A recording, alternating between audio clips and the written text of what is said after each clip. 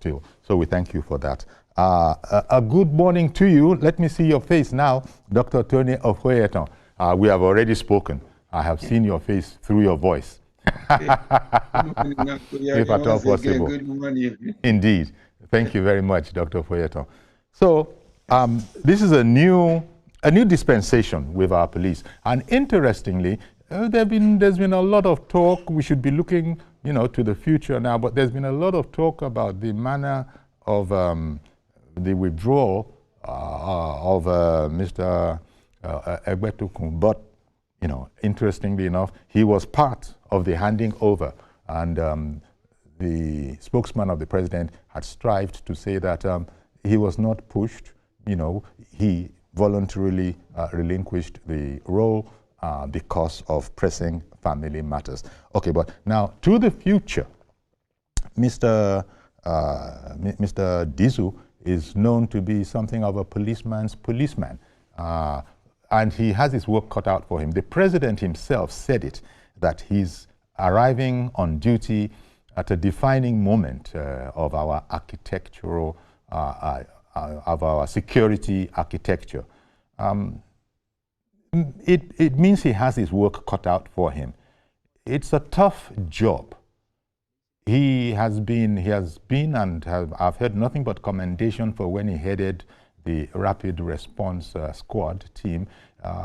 He's also been known for humaneness in discharging his duties.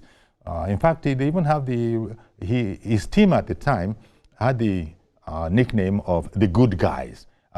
You also, everybody who is into security is very familiar with Mr. Disu here.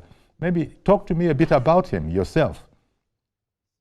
Talk to me about the new, acting AIG. I'm sure you had relations with him, professional relations. Well, professionally, not that I know him one-on-one, but let me start by congratulating both of them. Congratulating the 22nd IGP, and of course himself being the 23rd IGP now. I congratulate Egbetukun for a successful career that ended well. I also congratulate the incoming or the already in Disu, Olatunji, the acting IGP. The little I know of him, I must tell you that the little I've known of him is that he's an operational police officer.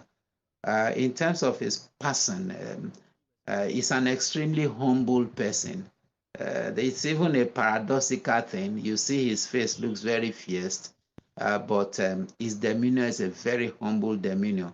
He's a professional to the core. He has cut his teeth through a lot of operational, of course, like you said, it was in the RRS, FCID, that's, people that, have to do very core operational functions in the Nigerian police. He has worked severally, taking over from the current IGP, RRS, the FCID or so, what do you call it? Yes, I think I'm right. And now AIG before becoming the present IGP. I expect that his wealth of experience, especially from the professional perspective, would come to play here. I think my major concern is not with who is going out and who is coming in. My major concern has to do with the environment of operation and, the circumstances of that would help him to succeed. I like him for one thing. He didn't speak tough. He did not come out with this, bravado and all those stuff like that. And I think he is aware of the enormity of the job at hand. And you will see that is why he's saying, please don't congratulate me yet. Let me see what is on the table. Let me see what to do, and let me see how to surpass your expectation.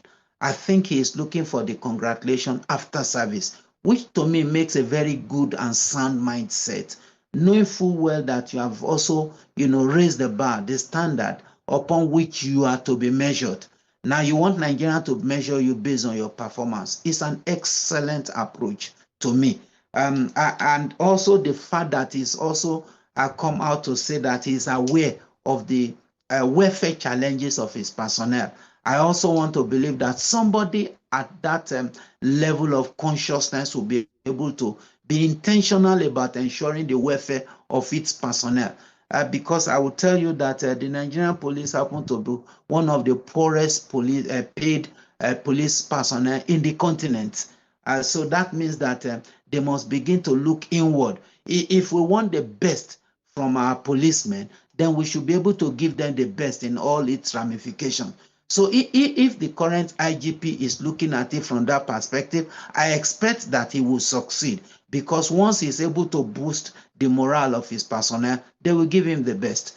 Then, of course, another thing I expect from him as the new IGP is to understand the terrain and the complexity of the terrain, and to be able to navigate it in such a manner that he's not going to be competing with other security agencies, and be able to navigate the political class professionally, because that is most likely going to be one of his major impediments as he assumes office. He is going to be looking at security from political perspective. And why I said so is because I see him as the police officer that is going to conduct elections as it is now. So he's coming at an extremely critical period of time where the whole of Nigerians are looking forward to him being a professional police officer to the core, able to dispense policing irrespective of whose or is gore, and at the same time in such a manner that he's not being accused of either nepotism and biasness, and favoritism and all those stuff. So he's sitting on a very extremely hot seat as it is now. In short, I want to believe that Dr. Kayode Egbetokun will feel relieved that that very heavy burden is off his shoulder as it is. But I believe that for Mr. President to take somebody like Disu, he's been known to Disu for quite some time. So it's not new to him. He has gone through a lot of all these challenges.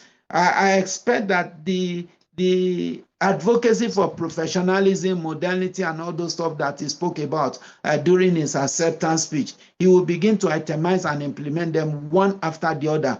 Modernism to the extent of equipping the police force with modern equipment, ensuring that the policing go e-policing, ensuring that they have modern technology. The application of technology should be a core in the police agenda as we speak today. We are still talking about analog policing in 2026. I don't think it makes a lot of sense. By now, I expect that all police officers should be able to be carrying body cam. It's a normal crime, normal thing in any developed crime. As we speak today, we should not be thinking of did the police do it, did the police not do it, did the citizen do it, did they not do it. If you have body cam worn by all police officers and it is statutory, it will reduce it will help the policing in proper, rule of law enforcement, human rights, and the reduction of human rights abuses. It will help in the investigation. It will bring up professionalism in the police and police officers and policing system in the country. So let him, as the new IG, make that an intentional agenda of his.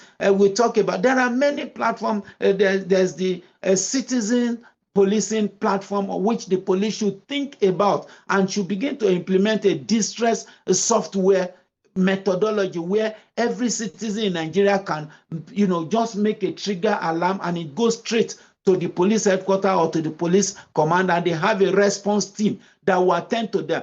Now that will help in terms of kidnapping. You discover that the level of kidnapping will reduce, because once the citizens and criminals know that they have the option of triggering alarm that goes straight to a central policing system, it will reduce in its totality anything that is called robbery, kidnapping, and some other crime. And of course, it will help in terms of emergency, maybe like fire, like flood, and all other forms of emergency. Let the police look at such software and develop it in such a manner that every citizen have it on their phone. These are things that we are looking forward to in modern policing system. And you know, this issue of police, they are not well dressed, they are not well kitted, they are not well paid, they are not getting money and all those things like that. I think it should be things that should be downplayed. Then, of course, the major monster in Nigeria today, which is called terrorism. The police may not be able to single-handedly do it, but the police is expected to be the forerunner because this is an internal security challenge. So to that extent, let the new IGP raise special squad. I'm not talking of special squad, expanded, well trained in the art of counter-terrorism, and that should be their exclusive responsibility. We don't want to see them in the cities. We don't want to see them other than doing what? Working with NSA and working with other security agencies to tackle security terrorism to the barest minimum, and let their response time reduce. The response timing of the policing is one thing that I think they should look into. If there's an attack in a community, what is the response time for the police responding? Because these are some of the challenges that we've been having here and there. If the new IGP is able to reappraise the response time, look at the response time, revisit it and reduce it to the barest minimum, and kit his officers to the teeth with modern weaponry, well-trained, understand technology. If he's able to do that, I'm sure that he will do very well. I think that's just my introductory part of it. Thank you.